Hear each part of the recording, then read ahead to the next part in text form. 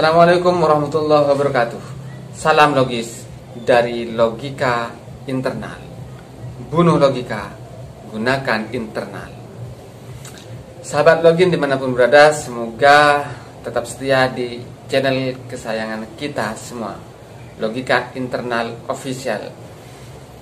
Kita berjumpa lagi di siang ini. Saya sedang menggunakan kopiah. Ini bukan berarti sok jadi ustadz, tapi karena kebetulan baru saja selesai melaksanakan tugas kita sebagai seorang hamba, yaitu menghadap kepada Tuhan. Kita menyembah kepada Tuhan dalam sholat 5 waktu.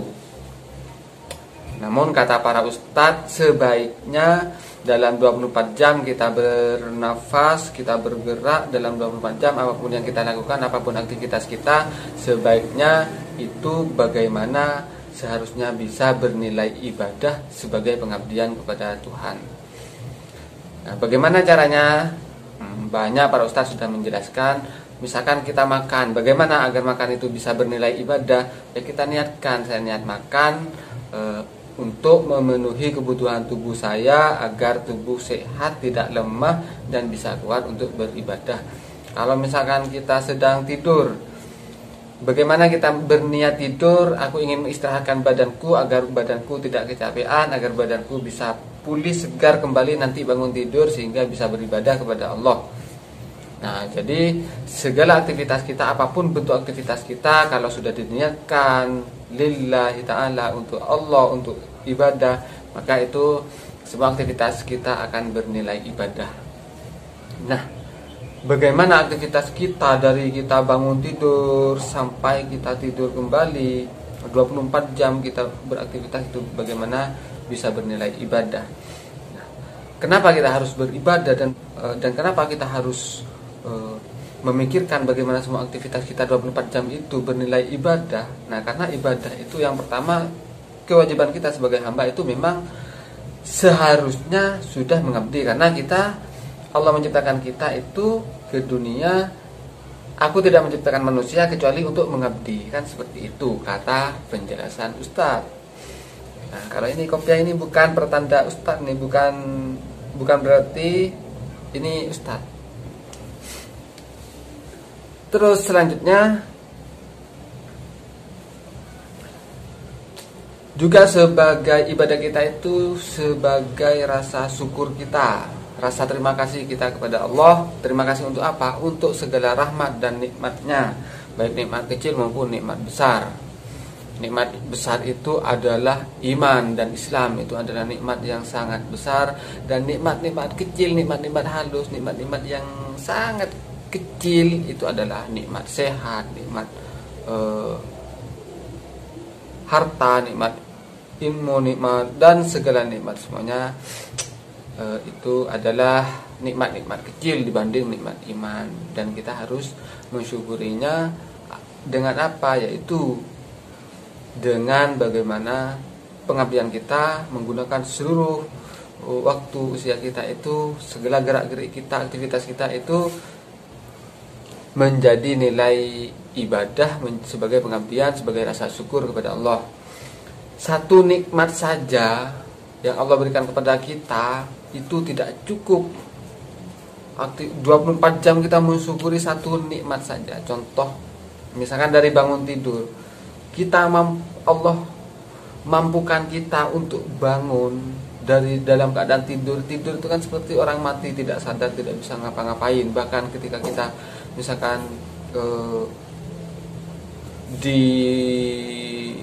didatangi binatang buas dalam keadaan tidur, kita tidak bisa berbuat apa-apa. Misalkan kita dipatok ular dalam keadaan tidur, kita tidak bisa berbuat apa-apa.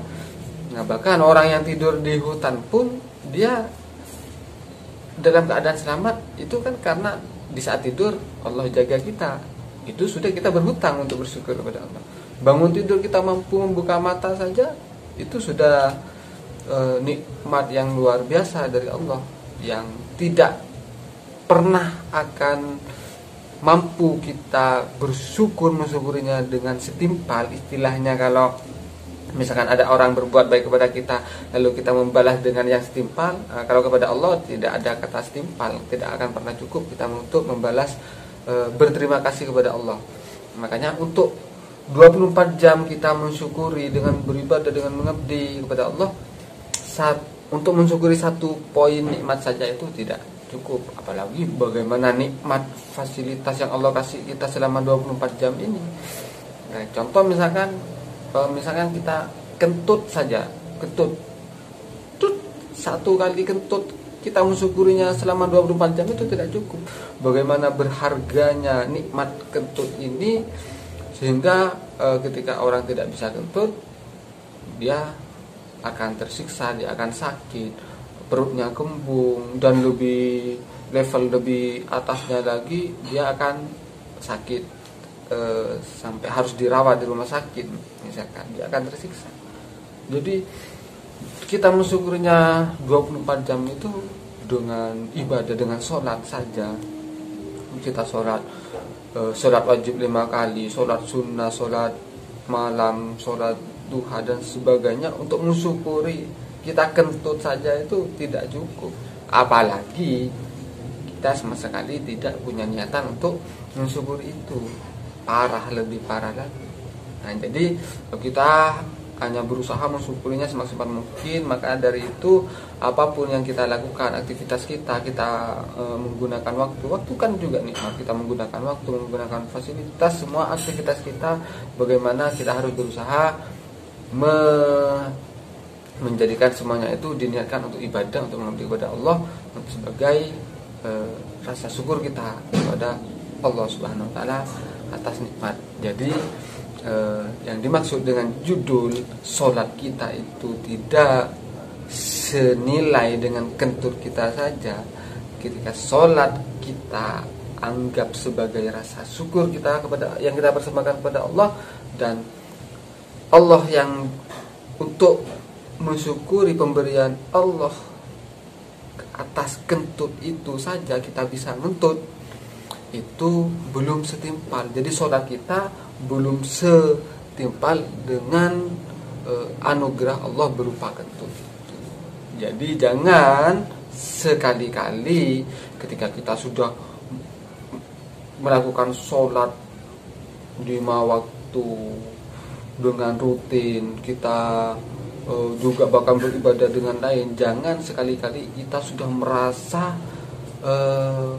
sudah melakukan hal yang besar untuk kepada Allah, lalu lantas kita, wah ini sholatku, aku mau minta surga kepada Allah.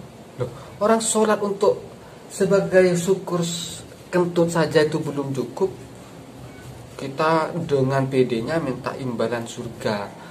Sebaiknya jangan seperti itu. Sebaiknya, saya hanya berkata sebaiknya jangan seperti itu. Kita fokus saja semua yang kita lakukan itu sebagai rasa syukur kepada Allah, sebagai pengabdian kita kepada Allah. Itu saja.